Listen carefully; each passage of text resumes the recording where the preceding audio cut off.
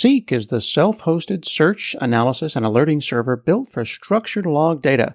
You can track errors, build dashboards, and configure alerts without sending any data outside your own infrastructure. Try Seek for free on Windows Server or Docker at datalust.co/seq. That's datalust.co/seq.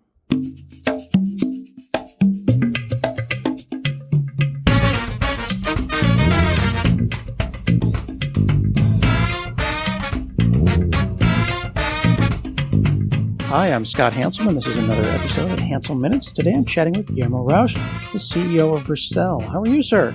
Great. Thanks for having me. Good to be back. Yeah, man. You were on a while back. And last time I saw you, we were in Philadelphia having a cheesesteak together. Was that before you founded Vercel? That was at around the time that we're just getting started. It was my first and so far my last cheesesteak, although I'm looking forward to being back. Yeah. And in around November 2015, there was a company called Zeit, which is now Vercel, right? And this was your decision that the cloud deployment story was just too complicated for regular people. It was messed up. Yeah. We renamed the company, but the mission has remained. Yeah. And the mission, from my perspective, and I don't want to put words in your mouth, but it seems to be to lower the barrier for everybody. It's got to be easier to develop, easier to deploy, easier. Is that what you do in most meetings? You're just in meetings saying, make it easier. Easier and faster. And actually, that's an important point because easier at all costs has not worked for us. We tried it sometimes. It has to be easy with a direction. We also talk a lot about the decision between velocity and speed, and velocity being speed with a direction. So for us in the business of making deployment of the web better, we found that we had to make the web faster, more personalized, and we had to make it easier for developers to create. So we had to do both things. Okay, so knocking barriers down is important to you in pretty much everything that you design. Yeah. Like I'm thinking about Socket.io and making real-time web more, like I'm just thinking all the different things. That really is a theme throughout your career, is to just move things out of the way. Definitely. Socket.io was a successful open source project that kind of showed me the value of developer experience. I remember that the nirvana moment for me was I really forced myself to create a README that in just a few lines of code convinced you that you should use this framework. I had to fit within the hero of the screen. And in like a couple lines of code, you could create a chat application in real time. Yeah, that ended up being quite successful. I think the MBAs call that product-led growth. Yes. Right? You just make the product so delightful that people will use it. Yeah, I remember when I first heard that term, I was a little puzzled because I remember thinking, I was naive at the time. I remember thinking, how else could you grow if it's not led by the product? Like, is there another way to grow? Of course, there are other ways to grow, and I've developed empathy for the other ways of building businesses. But for me, I've always been about having a product that's so good that you can't ignore it. Yeah. Well, I appreciate that empathy in the stuff that you do. And if I may back up a little bit, if I understand correctly, you were raised outside Buenos Aires in Argentina. Yes. So if you're outside Argentina, 20, 30 years ago, I'm assuming there's not internet and computers everywhere, that everyone has a computer in their house? Not at the time, most certainly, and especially where I grew up. I credited my dad with taking a bunch of risk on A, buying a computer at that time, 2, putting it inside that house. Like, we're actually really worried that we couldn't tell anybody in the neighborhood that we had a computer, and just pushing for the frontier. Like, we broke a bunch of computers growing up, like trying to hack them. We got operating systems into bad states. We had to reinstall it every time. The dream was, my mom and my dad are going to be able to do fun productivity things on the computer. In reality, it was mostly broken and in some bad state that needed to be reconfigured and reinstalled. So I understand, though, when you went from Windows over to alternative operating systems like Linux, that opened things up as well. Was that the first time you heard about open source as opposed to just buying an operating system? Yeah, for sure. I remember we got this magazine that it came with a free copy of Red Hat back when Red Hat, most listeners probably won't know this, but Red Hat's initial go-to-market was consumer. It was the easy Linux. It was a Linux with a GUI installer. So getting Red Hat installed on our personal computer at home was this big milestone for us of let's see if there's better ways of using this computer. I think that's kind of what was kind of a common theme was what more can we do with the computer? We already have it. We can probably buy one every 5 years. And how can we squeeze the most capability? How can we hack it the most? So I think the challenge for me as a kid to install Linux, and then the other big milestone was like getting it connected to the internet, was just this fun challenge that involved a lot of learning, community, meeting like-minded people on the internet, and all those good things.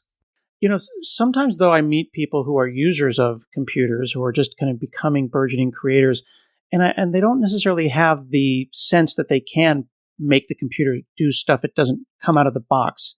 Were you wired because your dad was an engineer to say, okay, I see that it does this, but I believe it can do something else, and pushing past it?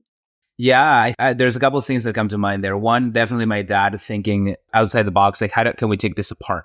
Can we understand the components? I also think we're in this, and now more like nostalgia theme of, it was the golden times of assembling your own everything, that, we would buy the case, we would buy modules, we would replace those modules, we would install the operating system. And for the day-to-day use, that's not fun. I mean, this is like our perennial problem. The printer never worked. The graphics driver didn't work. The resolution was off. All the things that later on I moved to the Mac, they had seemingly just figured out all in one offering, right? But when you're learning, I think being able to take things apart, to hack them, to replace things, to repurpose things, I think that's the magic of learning.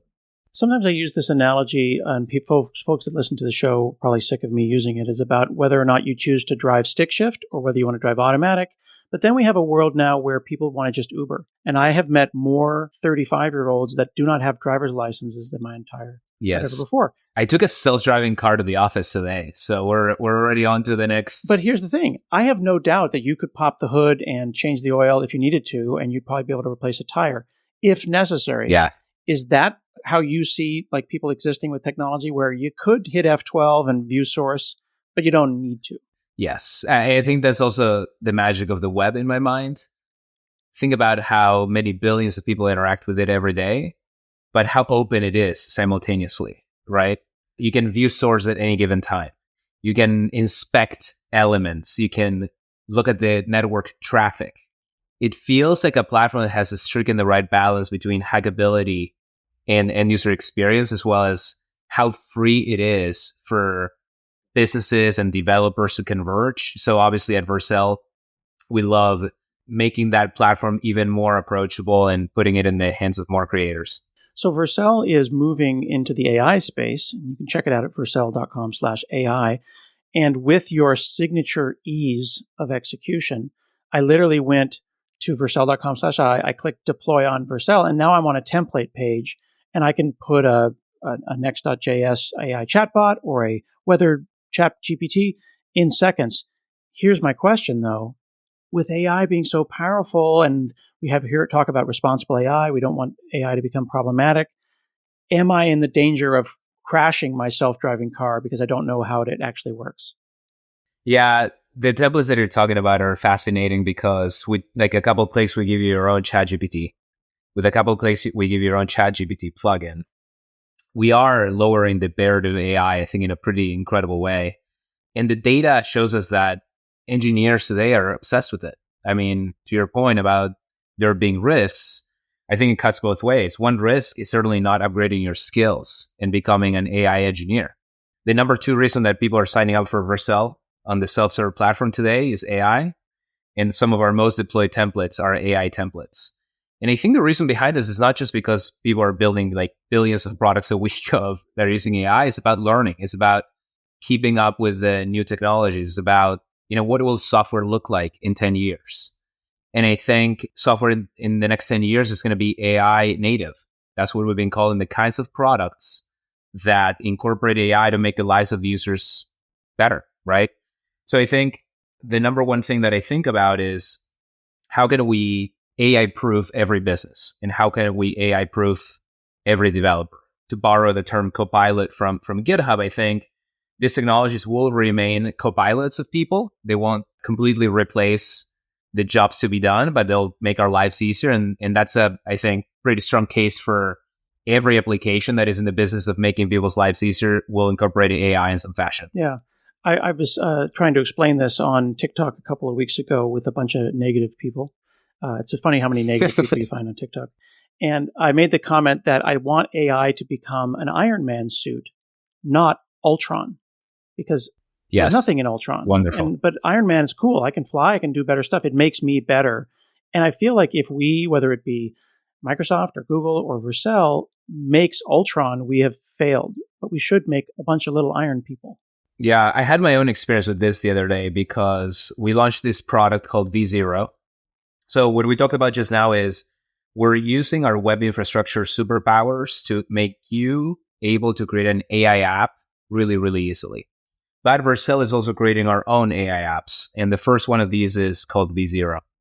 And it basically allows you to type a simple English prompt, and it gives you back a UI that is production grade, basically. And so you could type in, for example, give me a contact sales form, or give me a sign up form, or give me a hero for an e-commerce website. And it just gives you a really good version of that. And it's called V0 because you're supposed to take it with you, and you can make modifications, and you can basically like iterate on it and so on. And one of the awesome things that happened, like every day, the beautiful thing about AI is that it continues to surprise me. It's like back to being a kid in a candy store feeling of, holy crap, I didn't know AI could do that.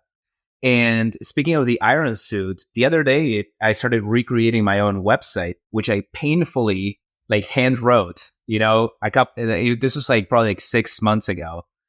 I've been doing front-end engineering for like 20 years now. I created a front-end cloud company, and the code that the AI generated was strictly better than the code I hand wrote myself. It was more accessible. It contained the right ARIA attributes and a special tag for screen readers.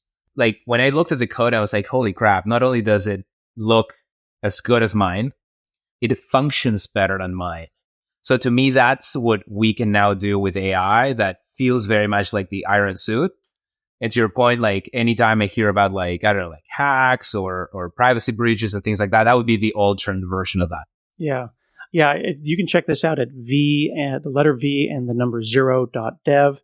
I put in like credit card entry form because that's like the hardest thing I can think about that would use their expression, right? And it's scarily good. Hacker News UI is another popular one where it basically generates Hacker News.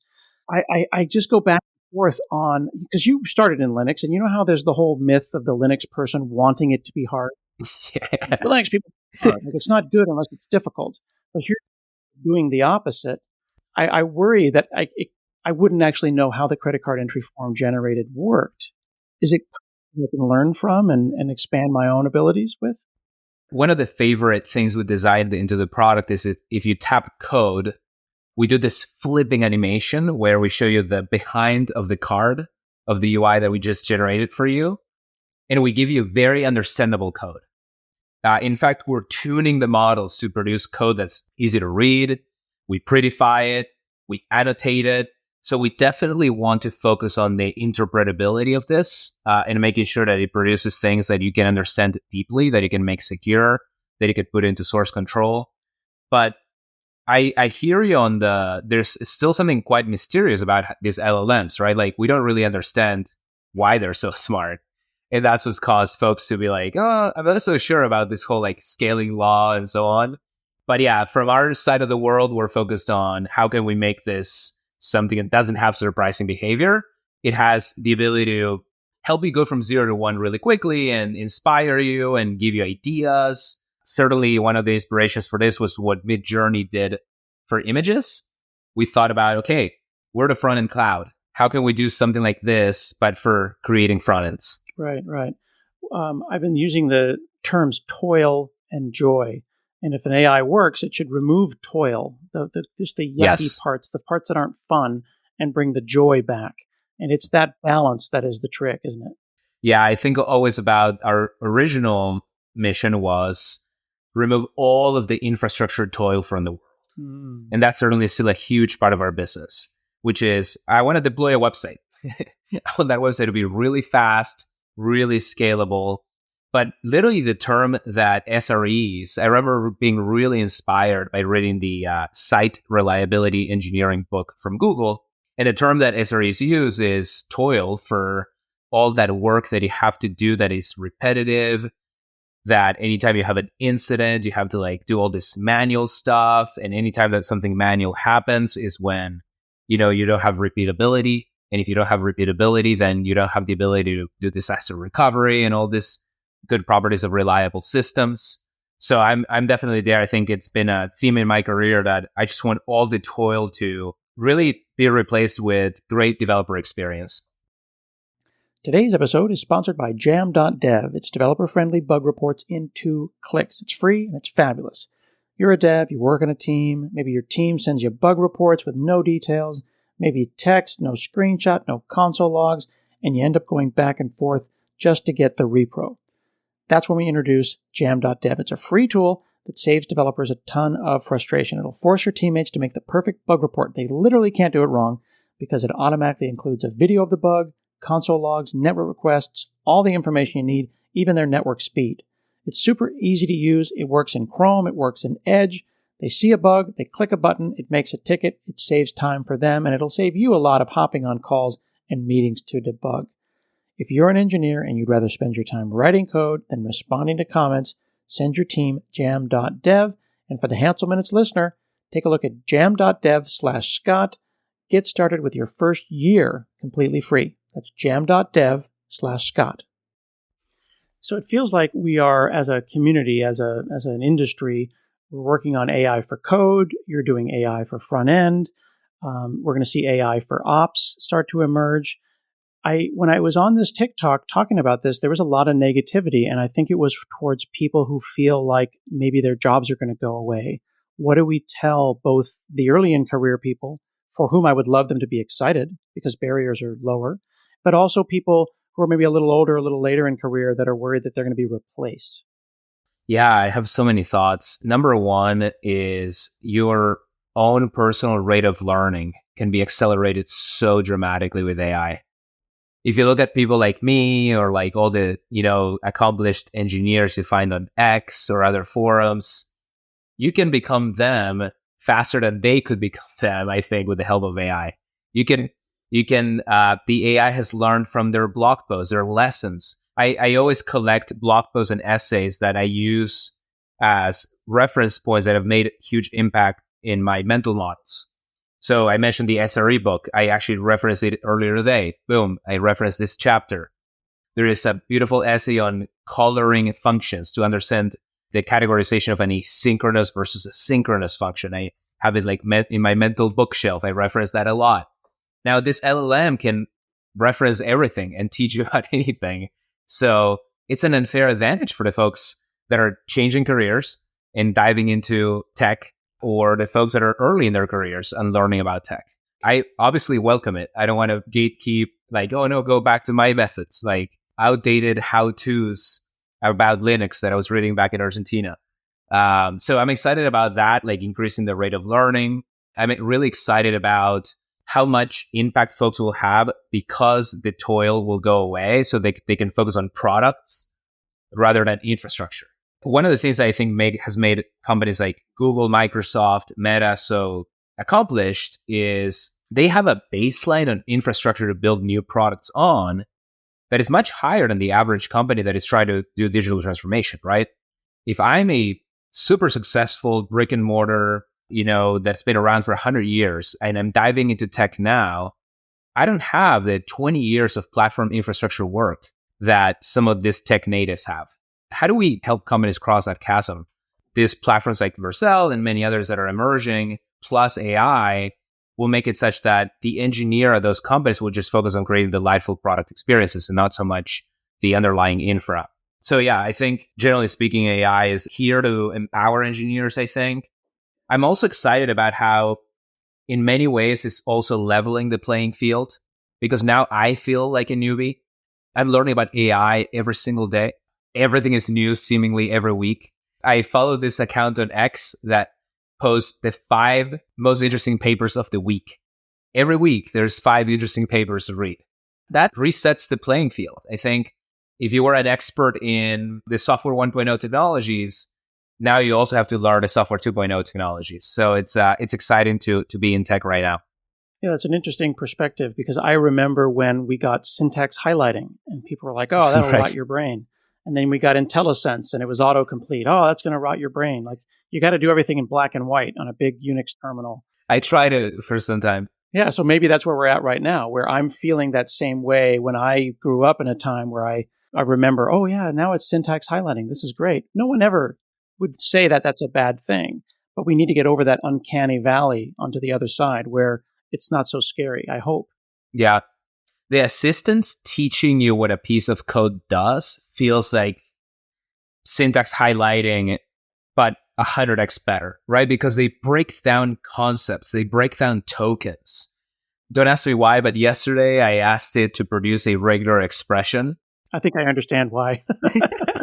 And not only did it produce it, it started to explain each fragment of it and why it made each decision. Yeah. It was basically a regular expression that either started or ended with a white space character, but not both. And that made the regular expression more verbose than you would expect, but then it explained why it had that verbosity. And to me, again, that's like syntax highlighting was trying to approximate that, like, oh, we'll make the surrounding regular expression characters a little different shade of blue.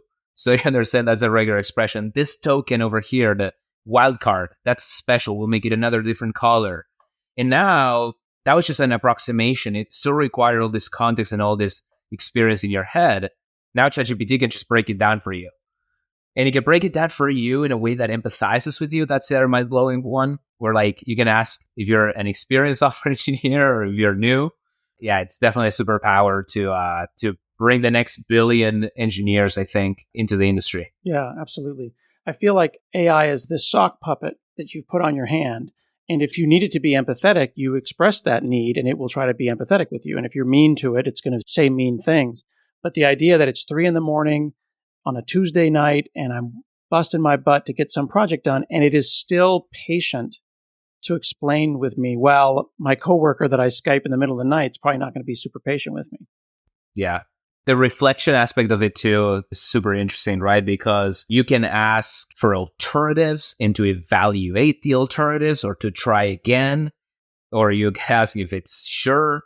So the other thing I would say to people that are interested in diving into this world is your own ability to use these tools can be a differentiation, right? Like tricks, the prompts that you configure, your ability to test several of these systems, because they all have their strengths and weaknesses. One thing that's been super fun that we put out is, as part of the Vercel AI SDK, we put out this playground. You can go to sdk.vercel.ai. And this playground allows you to test multiple of these reasoning systems in parallel. And so, for example, you can see GPT versus Llama, which is the open source meta one, versus Claude.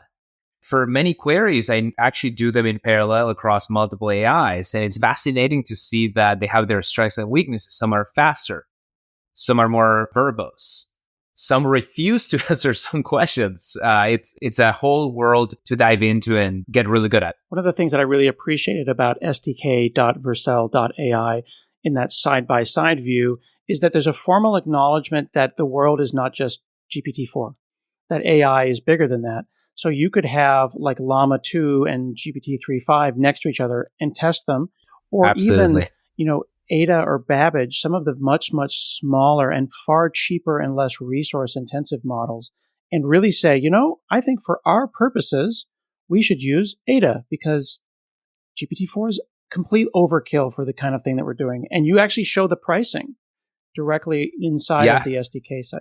And the killer feature here is also you can press a little code snippet, and then we basically give you, 5 lines of code. That's all it takes with the Vercel AI SDK to integrate these intelligences into your front-end code bases. So not only are we giving you the ability to compare, and as you said, basically examine price performance, but we also give you the snippet to easily integrate this into your code base. And that goes back to that theme of lowering the barrier to AI. Right. So like right now, I just asked it for a taco recipe in Ada. I click on the copy the code, and it says not only copy code, but it says, do you want it in Node? Do you want it in Next.js pages? Do you want it in Svelte? It's right there. And I do feel a little bit like I still don't quite understand what's going on, but then I realize that I can go and ask the AI about the code you generated and get a better understanding. Yeah. So the basic use case for this is people implementing AI into any aspect of their product. It could be a chat assistant. Some folks are using it for filtering user input. One use case that we had internally was our contact sales form. How can we do better lead routing?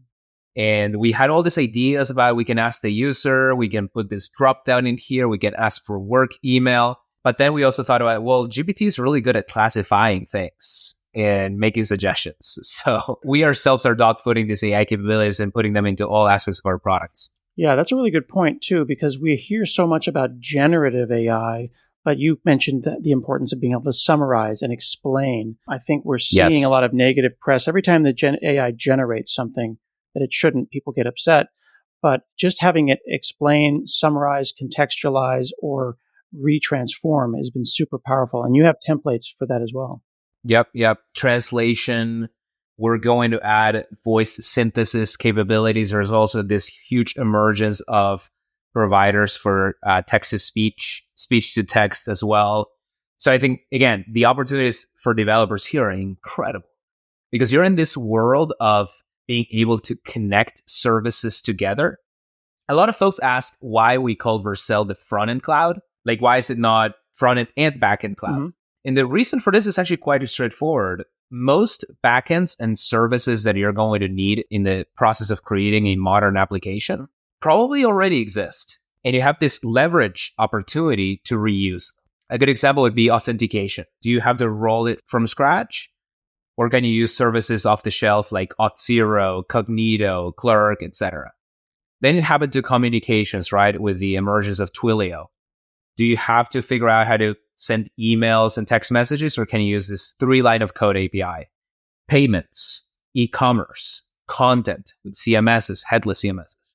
And now I think the exciting thing about what I've been kind of calling like ML 2.0 is we're not creating our own ML backends, training, deploying, provisioning GPUs. We're calling out to all these awesome AI providers. OpenAI, Anthropic, Hugging Face, Replicate. Again, the developer has immense leverage by creating the front end and then plugging in all these services. So now that we have this AI revolution, we have the emergence of these AI APIs, and there's so many of them. So everything will be transformed. Image generation, voice, video. I just heard about another amazing video model that's coming to market, like Runway. So the possibilities for developers are endless. Yeah, I think we are at a moment where we're going to have to be more creative than we're used to being because there's stuff that we can do that we don't even know that we can do. Yes. And that's the unfair advantage that I think new wide-eyed product engineers have in this world. The way that one of our colleagues calls it is, if you look at the space of AR, VR over the past 10 years, there's been so many hopes and dreams, but it certainly seems like the technology is behind the products that we would want to have. I want to have a pair of glasses just like the ones you're wearing right now that has like super awesome AR, but the tech doesn't exist yet, right? It's going to get there, but it doesn't exist. With AI, it seems like it's the opposite. To me, it seems like the products are behind the incredible power and availability of the technology. I really like what Microsoft's been doing with Microsoft Teams and other products because I'm like, I want AI features like that in every product that I use every day. I'm always thinking like, well, why does it have AI? So I think there's never been a better time to be in that position as a developer to be able to leverage technology like that. That's fantastic. As we get towards the end here, I just want to let you know I went into my Vercel dashboard and I went all the way down to the bottom to see my very first production deployment. Nice. It was 1,729 days ago that I deployed .NET. I deployed .NET on Vercel, then Zeit, and we appreciate all the work that you're doing to lower the barrier to folks so many days and years later. Thank you. We've been chatting with Guillermo Rauch, the CEO of Vercel, and this has been another episode of Hanselman. And we'll see you again next week.